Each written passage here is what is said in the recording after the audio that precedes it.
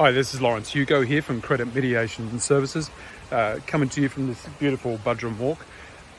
The question we pretty much get every single day from clients and financial specialists is, what happens when I stop, or if I stop making repayments to my credit card? What will the banks do? What are the consequences? So I want to walk through it, take a few minutes to walk through it step by step to talk about what generally the banks and financial institutions, what options they have and what's within their processes to collect the credit card debt off their clients, their debtors. So the first stage would be considered around 30 to 90 days in arrears. So if we don't make our repayments for the first 3 months on the credit card. Now, this would be considered soft collections, and what the debtor would be expected to experience would be simply the odd text message, a letter or two, and certainly phone calls from the collections departments. Now, it is a warning that if an account is sitting at somewhere around post 14 days in arrears, then the bank will have a right to list your client as an arrears event on their credit report, and that's very, very difficult to get removed. So we certainly don't recommend it. That notwithstanding, a lot of consumers are not in a position to pay their credit cards, and so it's certainly helpful to know what options that they have available to them, which we'll talk about in a moment. So for the first 90 days, they're likely to expect just soft collections, letters, phone calls, text messages, and depending on the type of account it is, generally with credit cards, that's all that they would reasonably expect. The serious action will begin to creep in around about 90 days plus in arrears. And we're talking about 3, 4, 5, 6 months in arrears. That's when we move from soft collections to hard collections. The accounts then get transferred to more of a hardcore debt collection departments, and they have a lot more options available to them to collect that debt. They're more aggressive, or at least more assertive, and it might be at that point that they might issue a notice of demand, which is the notice one must send before taking steps towards litigation towards the consumer. From 90 days in arrears, the next stage will be around 180 days in arrears, or 6 months behind. And at this point, the bank's option is, well, what are we going to do here? We can continue collecting, but we're not in a position where we can recover our funds by using the same methods we've been using before. So we've either got to litigate or we outsource. And generally the banks will outsource their collections to debt collection agencies.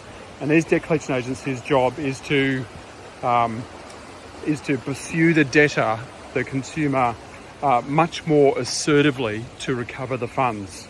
And that also may include seeing through the statement of demand by issuing a statement, a summons to court, a statement of liquidated claim against the debtor, and proceed with judgment. So all this could happen upwards towards 6 to 8 to 9 months in arrears with the outsourced debt collection agencies. So what happens from this point is that these agencies, once they have the judgment, can then pursue with post-judgment legal action, which I won't go into in any great detail now.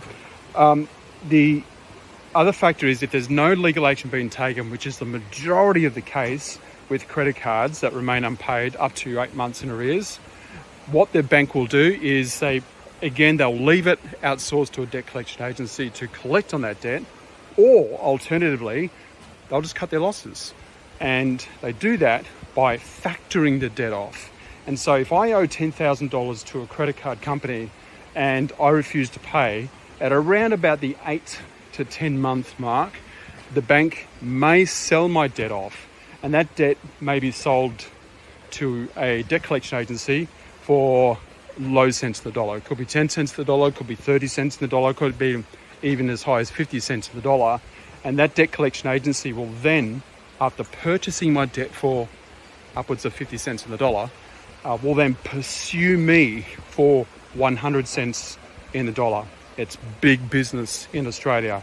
there are billions of dollars out there in uncollected debt that these debt collection agencies are pursuing. Now, these debt collection agencies, if I'm in a severe financial position, there are pros and cons on my debt, believe it or not, my debt being with a debt collection agency. The cons obviously is I'm exposed and I'm subject to potential legal action, which might mean, further loss, like loss of property, garnishing of wages, bankruptcy, and so on in my life, which is obviously a negative. A positive factor with having a debt with a debt collection agency, a positive factor will be that there's a lot more flexibility. And this might sound strange, but if I've got a credit card debt, I'm required to pay my 2.5% minimum monthly due payments. And the banks are generally inflexible around that because of the consumer laws. However, if I'm with a debt collection agency and I'm, say, on the age pension and I owe $100,000 to this agency, I could set up a payment plan of $50 a month interest-free. And that gives me a lot of flexibility to slowly pay this off, which it will never get paid off at $100,000. That notwithstanding, it's not really about that. What it's about is I can pay interest-free $50 a month to this debt collection agency till kingdom come, and that gives me the relief and peace of mind that I can pay this, and we've got an ongoing arrangement. So there's one of the positive factors of having a debt with a debt collection agency if there is no other option. However, in my journey to that point, my credit report will look like a Christmas tree. I'll have a minimum of one default on my credit report. I'll have potentially up to 2 years worth of arrears events, which is not great. But this is the price I'd have to pay for the financial position that I'll find myself in. So if you've got a debt with a debt collection agency, it's not the end of the world. Most of them are very good to deal with and quite flexible in the arrangements they can set up. That notwithstanding, if you've got a debt you need assistance with, give us a call. And it might be that there's a possibility we can have that debt fully waived given potentially the circumstances that you're experiencing. Putting that aside, if you're looking at down the barrel of 30, 60, 90 days in arrears, just be conscious that your credit report is really important. And these banks can list you as an arrears event, and under consumer laws, they're supposed to list you as arrears event. So it's critical to keep your account up to date. And if it's not up to date, or if you're having problems, communicate with your bank. You might be surprised on how flexible they can be, given your circumstances and the hardship situation you're in the context of the hardship laws. Okay, that's it for me. And till next time, have a great day. See you guys. Bye.